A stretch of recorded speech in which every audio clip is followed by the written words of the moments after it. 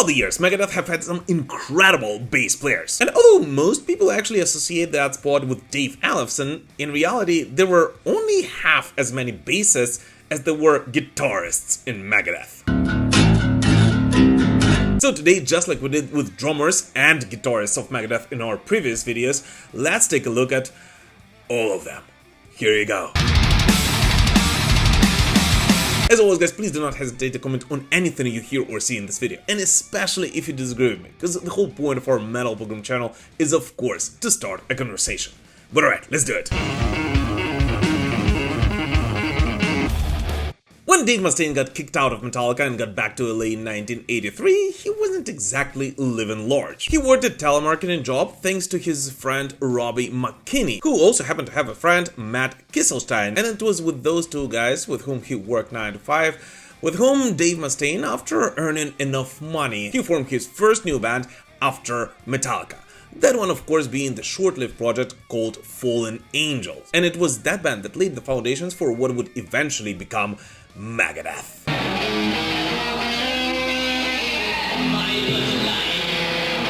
But the lineup in which Robbie McKinney took on the duty of a second guitarist and Matt Kisselstein became the first bassist with whom Dave worked outside of Metallica was actually rather short-lived. And just after a couple of months and several rehearsals, that band was basically over. And as Dave Mustaine himself explained in his biography later on, they lacked pretty much everything: chemistry, energy, and technical proficiency, which resulted in Dave Mustaine eventually ending that short-lived project pretty much right away. But then fate knocked from underneath. Literally. David Ellefson, a kid from Minnesota, had just moved into the apartment below Mustaine's, and as Dave later on recalled, one morning he plugged in his bass, started jamming, and next thing he knew, a pissed off Dave Mustaine was hurling a flower pot out the window, yelling, "Shut up!" And as apparently at those times, 10 AM was way too early for Mustaine to listen to metal. But it turns out that it was actually their meet cute. And so Dave Ellefson and his then roommate Greg Handovit decided to go upstairs to meet their new neighbor. And after they hung out and drunk a lot of beers, the real Megadeth was actually born.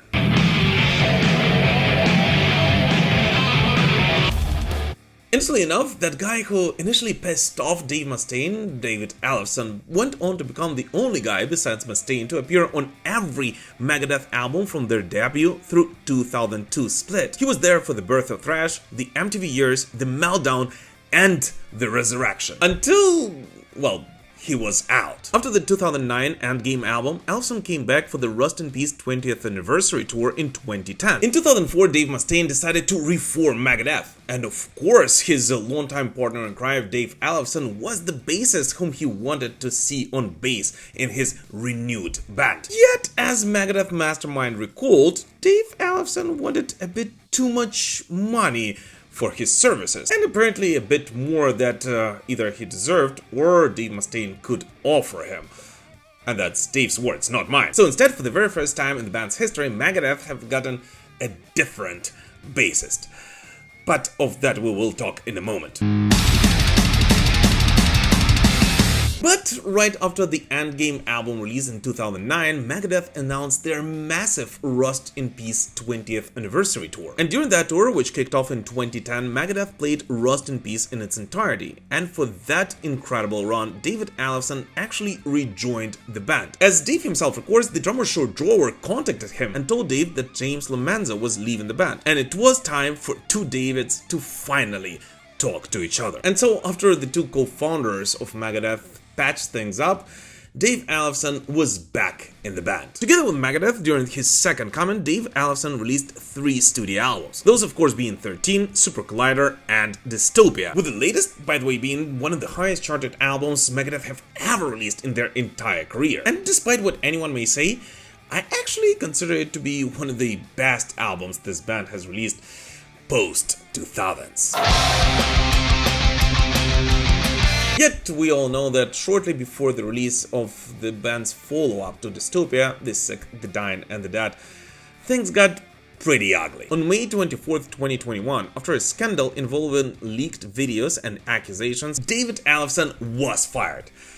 And you know what? This time it looks like it is actually for good. Although guys, Christmas is almost here, and now it will be the perfect time to update your metal Christmas merch. And I actually already did that. So if you would like to rock a Metal Pilgrim Grinch t-shirt, of course inspired by the mascots of all of our favorite bands, just know that you can order it via description to this video, and I'll be more than happy to send it pretty much anywhere across the world. And thank you guys in advance for all your support. As mentioned before, in 2004, Dave Mustaine decided to reform Megadeth. Yet, since the things didn't work out with the longtime bassist Dave Ellefson, another bassist entered the stage. And James MacDonough was no newcomer into the world of heavy metal. From 1996 to 2004, he played in heavy metal power giants Iced Earth. Together with them, he recorded 6 albums, 2 EPs, and 1 live album, thus actually becoming Iced Earth's most recorded bassist ever in their entire career. And as James himself recalled, he was always a huge Megadeth fan. So when he heard that they might need a bassist, he immediately wrote an email and surprisingly got a response. And given the whole fact that the future of Iced Earth was rather uncertain back then, John Schaffer simply gave him his blessing and told him to go for it. And so he did.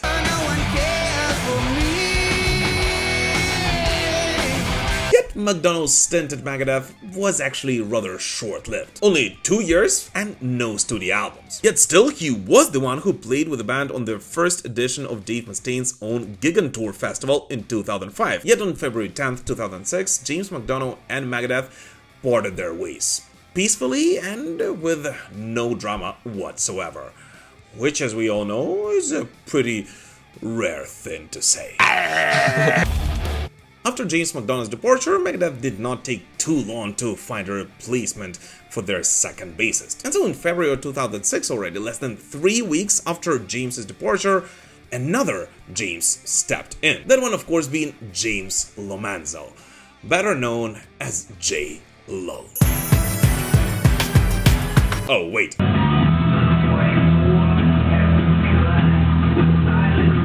LoMenzo's career started all the way back in the 1970s in the band called Empty Sky. The band played rock with the traces of jazz, had horn section with a female trumpeter Julie Pontecorvo, and James himself actually combined the role of bass guitarist and the lead vocals. And instantly enough, they were actually one of the biggest up-and-coming bands in Brooklyn of that time, until they disbanded after the musicians started taking their own musical paths.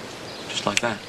After changing a bunch of bands, James finally joined a glam metal act, White Lion, in which he played together with the Staten Island guitar virtuoso Vito Bratta. And with White Lion, he recorded 3 albums that became the classics of the genre, with Pride, released in 1987, actually becoming double platinum with more than 2 million copies sold in the United States alone. And here, by the way, I just wanted to point out that on one hand, sure, they had the look, but at the same time, lyrically, White Lion actually tackled social and political themes, something that aligned way more with Mustaine's own worldview that people give them credit for.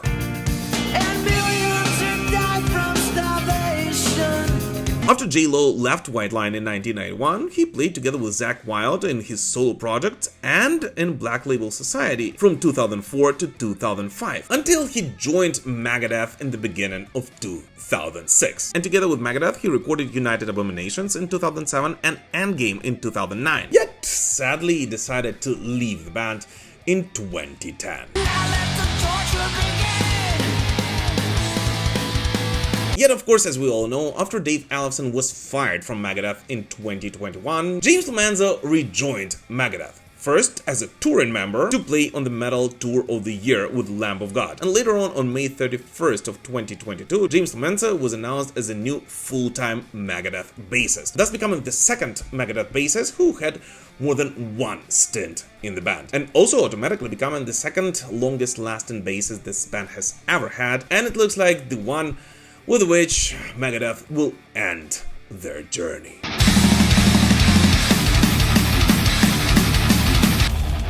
And so it looks like that's it, but in reality our story would not be complete without mentioning 2 more bassists who stepped in when the band needed them most, and both of whom actually left serious fingerprints on the band's discography. First up is, of course, Jimmy Lee Sloss. Back in 2004, when Mustaine was recovering from his arm injury and Megadeth was basically on ice, Dave decided to record what was supposed to be a solo record. But contractual obligations said otherwise, and The System Has Failed came out under the Megadeth banner, for which Dave Mustaine invited a bunch of session musicians, one of whom was Jimmy Lee Sloss. Interestingly enough, Jimmy actually made his name in the Christian, contemporary, and country music, both as a member of the Imperials, Dogs of Peace, and as a session musician. And thus, Megadeth's The System Has Failed actually became his first ever metal job.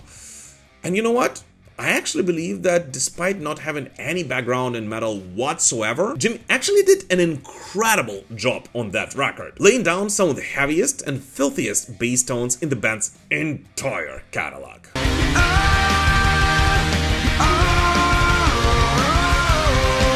Fast forward to 2021, and just a reminder, that's exactly when we had a full-blown PR disaster. Right before David Ellefson's dismissal, he recorded the bass tracks for The Sick, The Dying, and The Dead. Yet, as we all know, their breakup was so ugly that Dave Mustaine did not want to do anything, and I mean anything, together with Ellefson. And thus he actually invited nobody else but Testament's Steve DiGiorgio to re-record all of the bass parts for the band's album. And just like that, Steve actually became the first and only fretless bassist to appear on a Megadeth record, instantly becoming a part of the Megadeth legacy.